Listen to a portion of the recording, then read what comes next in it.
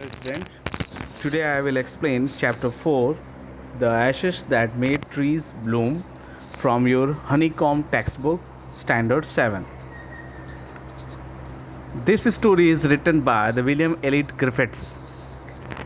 This story belongs to the Japanese folk story that is explained Japanese landlords. ये जो story है वो Japan के फोक स्टोरी का एक भाग है। फोक स्टोरी जैसे जो प्रचलन में कहानियाँ सुनाई जाती हैं और जिसमें कुछ ना कुछ मॉरलिटी होती है, तो ये स्टोरी जो है वो ग्रेटनेस मीन्स लालच के ऊपर, ग्रेटनेस के ऊपर बनी हुई है, लिखी गई है, जिसमें लालच को गलत बताया गया है।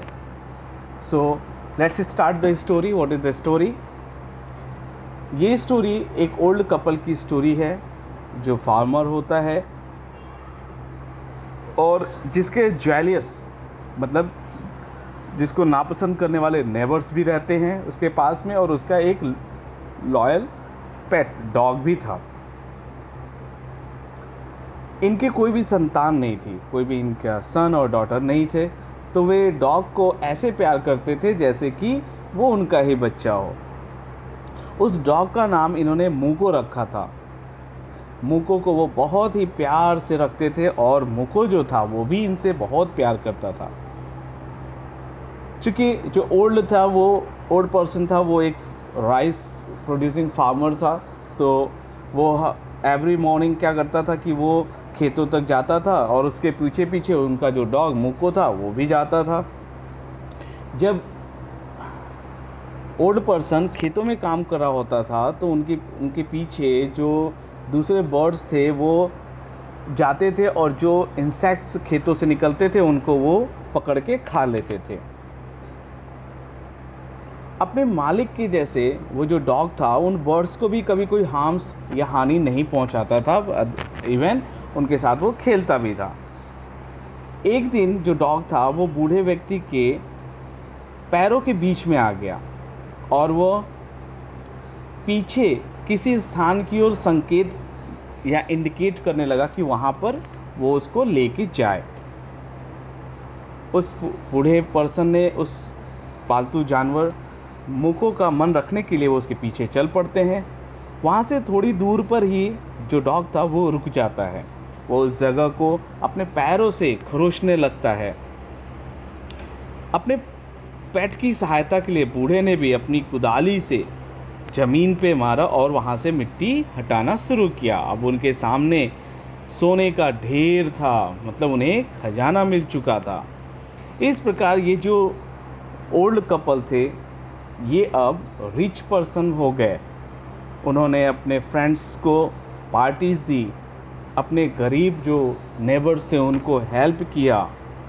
बट उसी गांव में एक ऐसा कपल भी था जो इन बूढ़े कपल से जेलस रखता था, मतलब उनसे जलता रहता था। वे जब उनको पता चलता है कि ये मुको ने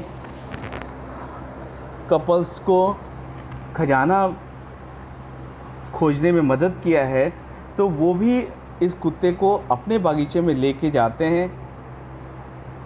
वहाँ उसे अच्छा सा भोजन कराते हैं। लेकिन जो मुको था वो डरा हुआ था, उसने कुछ भी वहाँ पे खाया नहीं और वो वहाँ से हिला तक नहीं। वे कुत्ते को घसीट के वहाँ से बाहर ले जाते हैं। वे उसके साथ चलते रहें जब तक वे कोकोनट ट्रीज़ सी वहाँ पे पहुँच जाते हैं। वहाँ पे कुत्ता जो था वो ज़मीन को खरोचने लगता है और फिर से देखते हैं कि वहाँ पर कुछ खजाना मिलने की संभावना होती है। ऐसा वो ओल्ड कपल्स ऐसा सोचने लगते हैं। लेकिन जैसे ही उन लोगों ने ज़मीन को खोदना शुरू किया तो वहाँ पे ज़मीन के नीचे उन्हें एक बिल्ली का बच्चा मरा हुआ मिला। ऐसे में ये जो ज्वेलियस नेबर्स थे उन्हें बहुत गुस्सा आया। उन्होंने कुत्ते को मार दिया और उस खोदे गए गड्ढे में उस कुत्ते को उन्होंने दफना दिया। जैसे ही मुको की मरने की खबर उनके मालिक तक पहुंचती है, वो ऐसे दुखी होते हैं जैसे कि उनका बेटा उनसे छिन गया हो। वो उस स्थान पे जाते हैं जहां उनका पालतू मुको दफनाया गया था। बड़ी देर तक वो वहाँ पे रोते रहते हैं। वे उसे बहुत ही प्यार करते थे और उसे अलग अलग प्यार के नामों से पुकारते थे, जिससे कि वो फिर से वापस जीवित हो जाए और उनके साथ रहने लगे। उसी रात वो जो ओल्ड कपल थे, उनके सपने में वो कुत्ता आता है। कुत्ते ने उनसे कहा कि वह उस कोकोनट ट्री को काट कर उसे एक ओखली जैसा बनाए और उससे एक चक्की बनाने का उन्होंने सपने में मुको उनसे बोलता है। जैसा सपने में मुको ने बोला था, बूढ़े ने वैसा ही किया। बड़ी मेहनत से उसने लकड़ी का एक छोटा सा कटोरा बनाया, फिर उसमें लंबे हैंडल वाला लकड़ी का एक मूसल रखा। जब नया साल नज़दीक आया, मीन्स अब नए साल की स्टार्टिंग थी, तब उसने कुछ चावल की पेस्ट्री बनाने का निश्चय किया। उन्होंने लकड़ी की ओखली में उबला हुआ चावल डाला और उसका गूंथा हुआ आटा बनाने के लिए बूढ़े ने उसे मूसल से कूटना शुरू कर दिया। जब पेस्ट्री पकने के लिए तैयार थी, तब यह सोने के सिक्कों के एक ढेर में बदल गई। बूढ़ी औरत ने अपनी हाथ चक्की उठाई और उसमें बीन सांस डालकर उसे जब पीसना शुरू किया तो सोने की वर्षा होने लगी।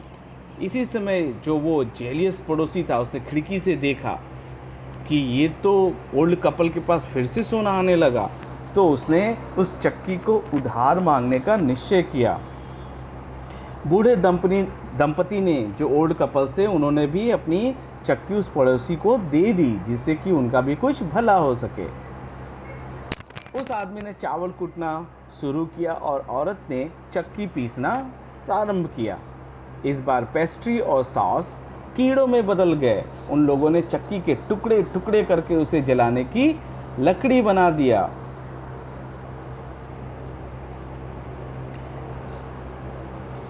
तो इस स्टोरी में ये जो मुको है, वो कहीं ना कहीं ये मैसेज देने की कोशिश करता है अपने, कि अगर आप ग्रेडी होंगे तो आपको वो चीज़ें नहीं मिल सकती जिसके आप हकदार हैं।